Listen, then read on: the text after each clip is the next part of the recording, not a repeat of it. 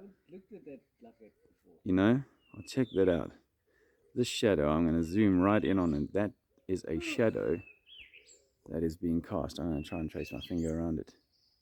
That is a shadow that is being cast into the cloud, from the cloud behind it, here, with that light. And the only way I can make that work in physical reality is to have that light lower than that object blocking the light, creating a shadow into the cloud ahead. If that was higher, if that light was just further away but higher, it would not create that effect. It would cast a shadow downwards.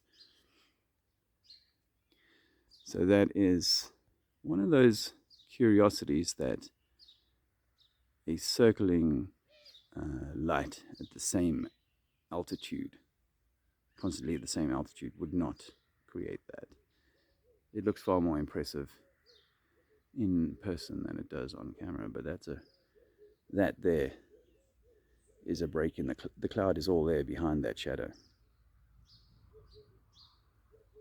Even if that cloud was slightly higher than the cloud ahead, it would be impossible for a light that was 3,000 miles, 30 miles, 50 miles high to cast even a horizontal shadow for that cloud. It would always have to be a downward, because apparently it's down no. So I have to say, I think for us, at this point, in this perspective, the light is traveling lower than higher. Wow, you're right. This whole section here is shadow. There's another shadow. Yeah. The cloud is behind that. You can see the cloud there, in there. That is simply a shadow being cast from there, from that bank, from the light, which is obviously lower. Look at that.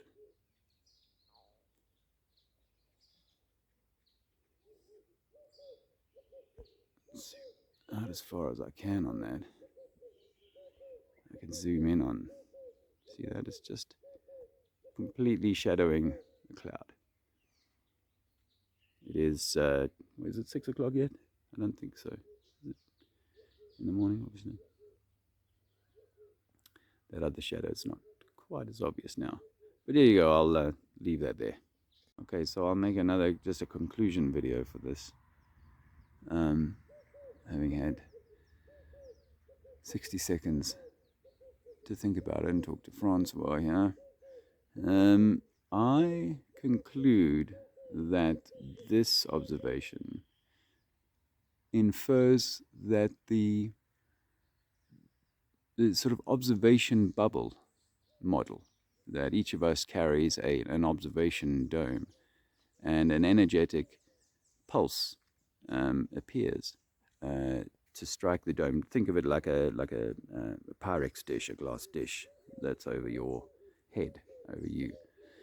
And wherever you happen to be on the plane, you're moving that Pyrex dish relative to the source of the pulse that we call the sun. And so when it comes to your dome, it has to strike the dome at the foot of the dome, and then it rises up the side of the dome until its zenith, etc.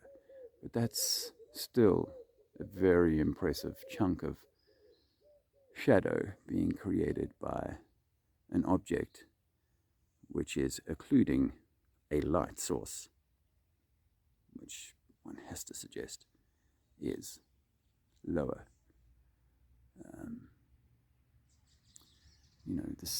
This bank of cloud is all at about the same height.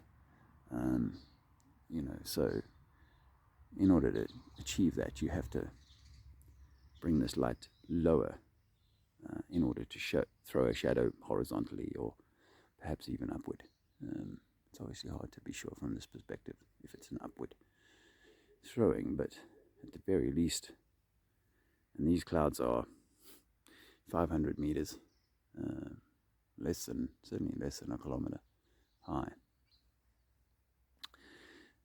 which means that for me, the light is at this point in time, or what I perceive as the sun is lower than those clouds. Hope that's helpful.